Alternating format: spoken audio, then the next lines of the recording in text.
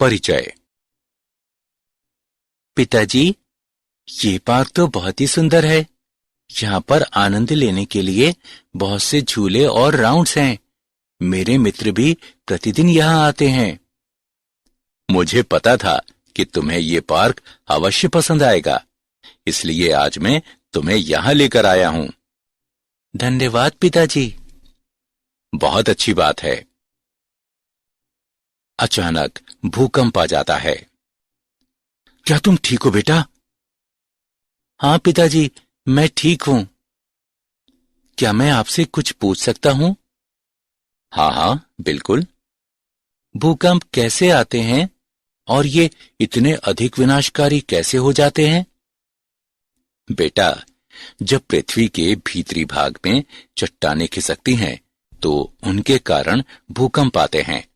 इस अचानक होने वाली गति के कारण आघात तरंग पृष्ठ पर आती हैं। ये तरंगें पृथ्वी के पृष्ठ के अनुदिश चलती हैं और बहुत क्षति पहुंचाती हैं। जी पिताजी, अब मुझे समझ में आ गया और मैं इन तरंगों के विषय में और जानना चाहता हूं। ठीक है बेटा, मैं तुम्हें बताऊंगा। बच्चों, आज हम तरंगों के विषय में और पढ़ेंगे। उद्देश्य। इस पाठ के अंत में आप निम्न करने में सक्षम हो जाएंगे। तरंग गति को परिभाषित करना, अनुप्रस्थ और अनुदैर्ध्य तरंगों में अंतर स्पष्ट करना, प्रगामी चाल में विस्थापन संबंध का मूल्यांकन करना, प्रगामी तरंग की गति की गणना करना, तरंगों के अतिव्यापन को समझना, तरंगों के परावर्तन के विषय में जानना, अप्रगामी तरंगों को परिभाषित करना, स्पंदों को समझना, डॉपलर प्रभाव का विश्लेषण करना। परिभाषा। तरंगों के द्वारा बिना द्रव्य की आयतन चाल के ऊर्जा का स्थानांतरण संभव होता है। तरंग गति को विक्षोभ के एक प्रकार के रूप में परिभाषित किया जा सकता है, जो माध्यम के कणों की उनकी माध्य स्थितियों से दोहराए जाने वाले आवर्ती कंपनों के कारण होता है और माध्यम का कोई नेट स्थानांतरण हुए बिना ये गति एक कण से दूसरे कण में पहुंचाई जाती है। एक पत्थर का पानी में गिरना, एक लड़के का किसी से बात करना। भूकंप। ये तरंग गति के कुछ उदाहरण हैं। इस पाठ में हम यांत्रिक तरंग गति के विषय में पढ़ेंगे। यांत्रिक तरंगों को केवल उन भौतिक माध्यमों में उत्पन्न एवं संचारित किया जा सकता है जिनमें प्रत्यास्थता और जड़त्व होता है। इन तरंगों को प्रत्यास्थ तरंगें भी कहते हैं। अनुप्रस्थ और अनुदैर्ध्य तरंगें। अनुप्रस्थ तरंग वो तरंग होती है जिसमें माध्यम के सभी कण अपनी माध्य साम्यावस्था पर तरंग संचरण की दिशा के अभिलंबवत दिशा में सरल आवर्ती गति करते हैं। अनुदैर्ध्य तरंग गति वो तरंग गति होती है जिसमें माध्यम के पृथक कण तरंग संचरण की दिशा के अनुदिश अपनी माध्य स्थितियों पर सरल आवर्त गति करते हैं। आइए अनुप्रस्थ तरंगों और अनुदैर्ध्य तरंगों में अंतर समझें। अनुप्रस्थ तरंगों में माध्यम के कण तरंग के संचरण की दिशा के समकोणों पर कंपन करते हैं, जबकि अनुदैर्ध्य तरंगों में माध्यम के कण तरंग के संचरण की दिशा के अनुदिश कंपन करते हैं। अनुप्रस्थ तरंगें एकांतर तुंगों यानी शीर्षों या शिखरों एवं द्रोणियों यानी गर्तों के रूप में गमन करती हैं। एक तुंग और एक द्रोणी एक तरंग बनाते हैं, जबकि अनुदैर्ध्य तरंगें एकांतर संपीडनों के रूप में गमन करती हैं। एक संपीडन और एक विदलन मिलकर एक तरंग बनाते हैं। अनुप्रस्थ तरंगें केवल ठोसों में और द्रवों के पृष्ठ पर ही बन सकती हैं, जबकि अनुदैर्ध्य तरंगें किसी भी माध्यम में बन सकती हैं। जब अनुप्रस्थ तरंगें संचरित होती हैं तो माध्यम में कोई भी दाब परिवर्तन नहीं होता है। परंतु जब अनुदैर्ध्य तरंगें संचरित होती हैं तो माध्यम में दाब परिवर्तन होता है। अनुप्रस्थ तरंगें एक ज्या वक्र द्वारा सीधे निरूपित की जा सकती हैं, जबकि अनुदैर्ध्य तरंगें एक ज्या वक्र द्वारा केवल अप्रत्यक्ष रूप से निरूपित की जा सकती हैं। अनुप्रस्थ तरंगें ध्रुवीकृत की जा सकती हैं, जबकि अनुदैर्ध्य तरंगें ध्रुवीकृत नहीं की जा सकती। प्रगामी चाल में विस्थापन संबंध। प्रत्येक क्षण में विस्थापन समय फलन उस क्षण पर तरंग की आकृति बताता है। ये उस अवस्थिति पर माध्यम के निर्माण की गति का भी वर्णन करता है। ज्या वक्रीय संचरित होती तरंग को निम्नानुसार वर्णित किया जा सकता है। y बराबर a sin kx घटा ओमेगा t, जहां y बराबर स्थिति x और समय t के फलन के रूप में विस्थापन है। a बराबर तरंग का आयाम, ओमेगा बराबर तरंग की कोणीय आवृत्ति, k बराबर कोणीय तरंग संख्या। आयाम ए माध्यम के निर्माणकों का उनकी साम्यावस्था से अधिकतम विस्थापन प्रदर्शित करता है। ये तरंग का आयाम कहलाता है।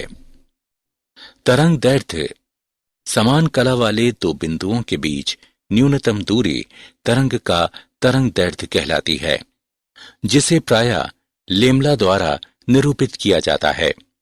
सरलता के लिए हम कह सकते हैं कि किसी तरंग में दो क्रमिक तुंगों या द्रोणियों के बीच की दूरी तरंग दैर्ध्य होती है। आवर्तकाल।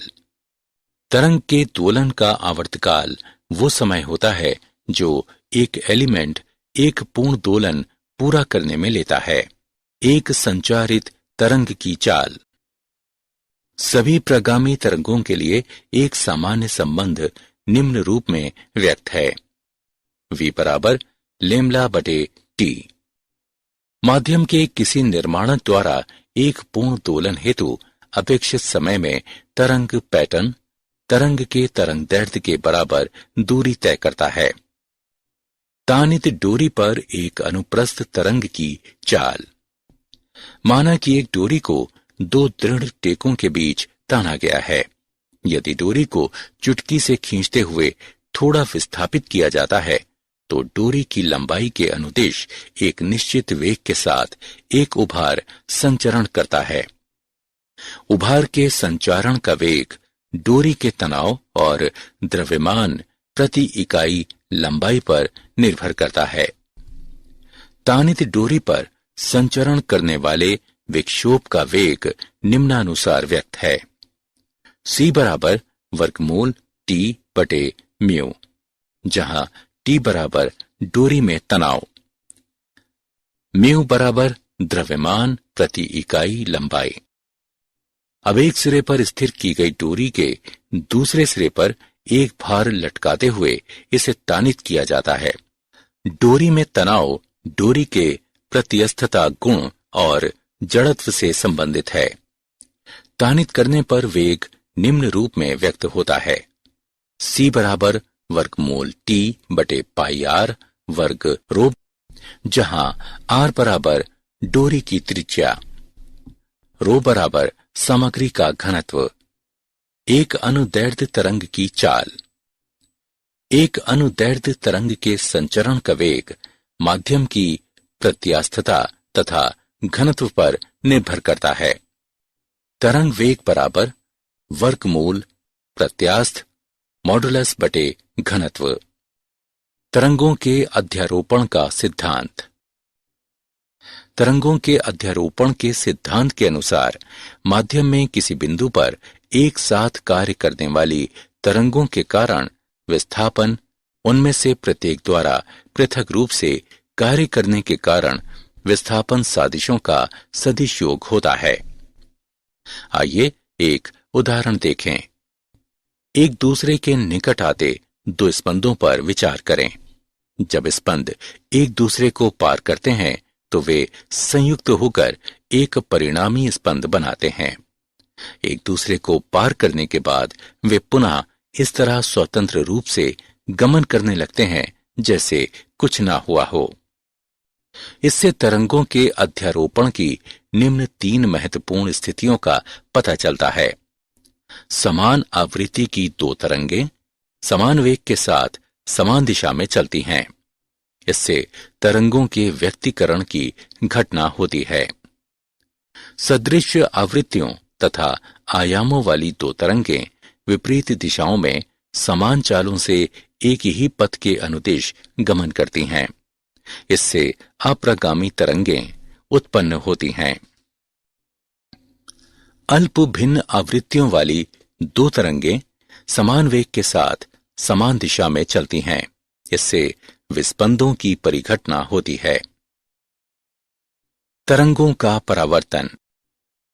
जब कोई तरंग किसी दृढ़ परिसीमा से टकराती है तो ये पूर्णतः परावर्तित हो जाती है, और यदि परिसीमा दृढ़ नहीं है तो आपतित तरंग का एक भाग परावर्तित हो जाता है और कुछ भाग द्वितीय माध्यम में पारगमित हो जाता है। आइए एक उदाहरण देखें। एक स्पंद एक तानित डोरी के अनुदिश गमन करता है और परिसीमा द्वारा परावर्तित हो जाता है। परावर्तित तरंग की आकृति आपतित स्पंद के समान होती है, किंतु परावर्तन होने पर इसकी कला में 180 डिग्री परिवर्तन हो जाता है। ऐसा इसलिए होता है क्योंकि परिसीमा दृढ़ है और परिसीमा पर हर समय विक्षोभ का विस्थापन शून्य ही होता है। जब परिसीमा नहीं होती तो परावर्तित तरंग की आकृति और कला आपतित तरंग के समान होती है। स्थैतिक अप्रगामी तरंगें। विपरीत दिशाओं में गमन करने वाली 2 एक समान प्रगामी तरंगों के अध्यारोपण द्वारा निर्मित परिणामी तरंग अप्रगामी तरंग कहलाती है। प्रस्पंद। कुछ बिंदुओं पर विस्थापन अन्य बिंदुओं की अपेक्षा सदैव अधिकतम होता है। ये बिंदु अधिकतम आयाम के साथ कंपन करते हैं और प्रस्पंद कहलाते हैं। 2 क्रमिक प्रस्पंदों के बीच की दूरी λ/2 होती है। निस्पंद। कुछ बिंदुओं पर विस्थापन सदैव शून्य होता है। ये बिंदु जो सदैव स्थैतिक रहते हैं निस्पंद कहलाते हैं। 2 क्रमिक निस्पंदों के बीच की दूरी λ/2 होती है। ये प्रेक्षित किया गया है कि एक निस्पंद और निकटस्थ प्रस्पंद के बीच की दूरी λ/4 होती है। विस्पंदें। जब लगभग समान आवृत्ति तथा समान आयाम की 2 ध्वनियां एक साथ उत्पन्न होती हैं तो परिणामी ध्वनि में एकांतर उच्चिष्ठ और अल्पिष्ठ होते हैं। नियमित अंतरालों पर ध्वनि का एकांतर उतार चढ़ाव होने की ये परिघटना विस्पंदें कहलाती हैं। आइए एक उदाहरण देखें। 2 सन्नादी तरंगे हैं जिनमें से एक की आवृत्ति 12 हर्ट्ज और दूसरी की आवृत्ति 10 हर्ट्ज है। जब वे एक दूसरे पर अध्यारोपित होती हैं तो वे 2 हर्ट्ज आवृत्ति की विस्पंदें उत्पन्न करती हैं। प्रति सेकंड सुनी जाने वाली विस्पंदों की संख्या विस्पंद आवृत्ति कहलाती है। विस्पंदें केवल तब सुनी जाती हैं जब 2 ध्वनिकारी निकायों की आवृत्तियों में अंतर 10 से अधिक नहीं होता। ऐसा श्रवण निरंतरता के कारण होता है। प्रत्येक तीव्र ध्वनि से अगली तीव्र ध्वनि तक का समय एक विस्पंद काल कहलाता है। उदाहरण। आइए विस्पंद का एक उदाहरण देखें। एक साथ बजाए जाने पर एक ट्यूनिंग फोर्क और एक वायु स्तंभ 51 डिग्री सेल्सियस पर 1 सेकंड में 4 विस्पंदें उत्पन्न करते हैं। वायु स्तंभ का तापमान घटाकर 16 डिग्री सेल्सियस कर दिए जाने पर वही ट्यूनिंग फोर्क 1 विस्पंद प्रति सेकंड उत्पन्न करता है। ट्यूनिंग फोर्क की आवृत्ति निर्धारित करें। आइए इसका हल देखें। जब वायु स्तंभ का तापमान कम किया जाता है तो वायु स्तंभ में ध्वनि की चाल कम हो जाती है। चूंकि V बराबर U बटे लैम्ब्डा, इसलिए V घटता है। चूंकि निम्नतर तापमान पर विस्पंद प्रति सेकंड की संख्या कम है, इसलिए हम ये निष्कर्ष निकालते हैं कि वायु स्तंभ की आवृत्ति ट्यूनिंग फॉर्क की आवृत्ति से अधिक है। माना ट्यूनिंग फॉर्क की आवृत्ति V है तो 51 डिग्री सेल्सियस पर वायु स्तंभ की आवृत्ति N-4, 16 डिग्री सेल्सियस पर वायु स्तंभ की आवृत्ति N-1। दिए गए मानों की गणना करने पर हम पाते हैं कि ट्यूनिंग फॉर्क की आवृत्ति 50 हर्ट्ज है। डॉपलर प्रभाव।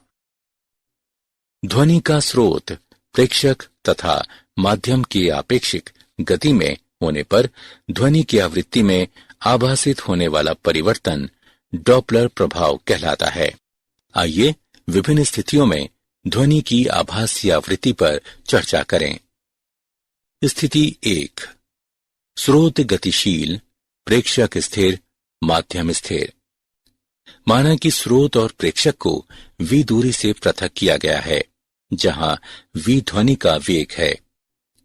माना कि स्रोत से उत्सर्जित ध्वनि की आवृत्ति न्यू है। अब स्रोत प्रेक्षक की ओर Vs वेग से चलना आरंभ करता है। ये देता है न्यू डैश बराबर V बटे लैम्ब्डा डैश। गणना करने पर हम पाते हैं कि न्यू डैश बराबर V बटे V माइनस Vs गुणे न्यू। इसलिए चूंकि ध्वनि का स्रोत प्रेक्षक की ओर बढ़ता है, इसलिए आभासी आवृत्ति न्यू डैश वास्तविक आवृत्ति न्यू से अधिक हो जाती है। यदि स्रोत प्रेक्षक से दूर जा रहा है तो आभासी आवृत्ति निम्न द्वारा व्यक्त होगी। न्यू डैश बराबर V बटे V प्लस Vs गुणे न्यू। स्थिति 2। प्रेक्षक गतिशील, स्रोत स्थिर, माध्यम स्थिर।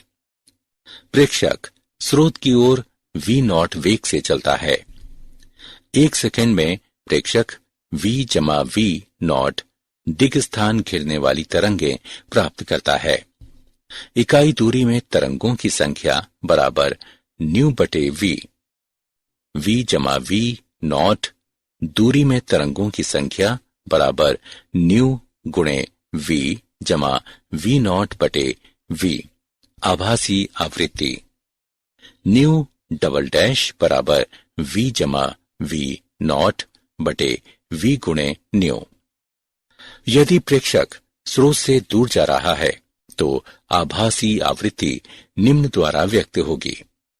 न्यू डबल डैश बराबर V घटा V0 बटे V गुणे न्यू। स्थिति 3। जब स्रोत और प्रेक्षक दोनों ही एक दूसरे की ओर गतिशील हैं। जब स्रोत और प्रेक्षक दोनों ही एक दूसरे की ओर गतिशील हैं तो आभासी आवृत्ति निम्न द्वारा व्यक्त होगी।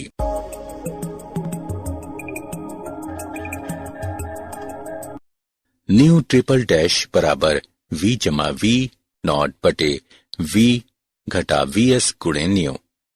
यदि स्रोत और प्रेक्षक दोनों ही ध्वनि की दिशा में चल रहे हैं तो न्यू ट्रिपल डैश बराबर V घटा V0 बटे V घटा Vs गुणे न्यू।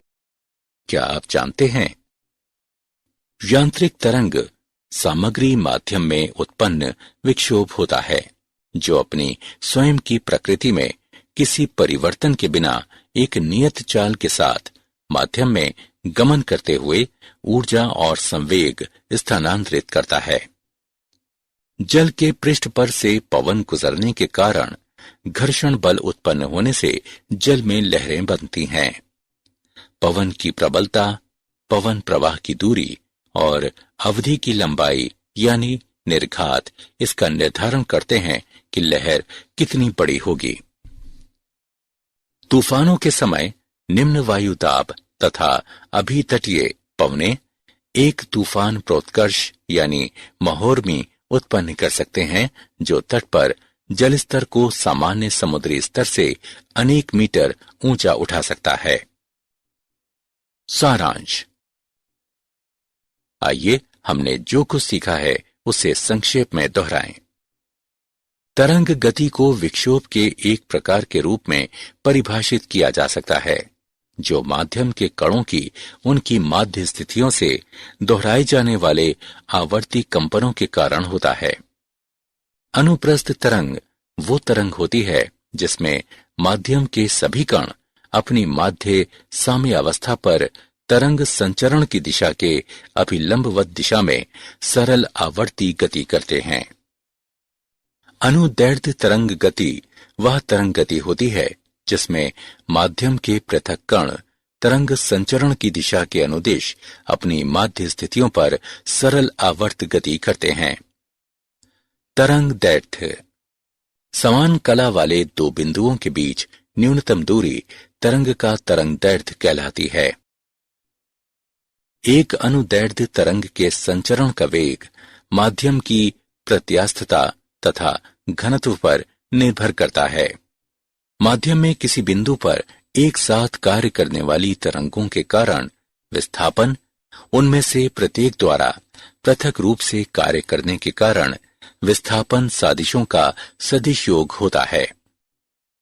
विपरीत दिशाओं में गमन करने वाली दो एक समान प्रगामी तरंगों के अध्यारोपण द्वारा निर्मित परिणामी तरंग अप्रगामी तरंग कहलाती है।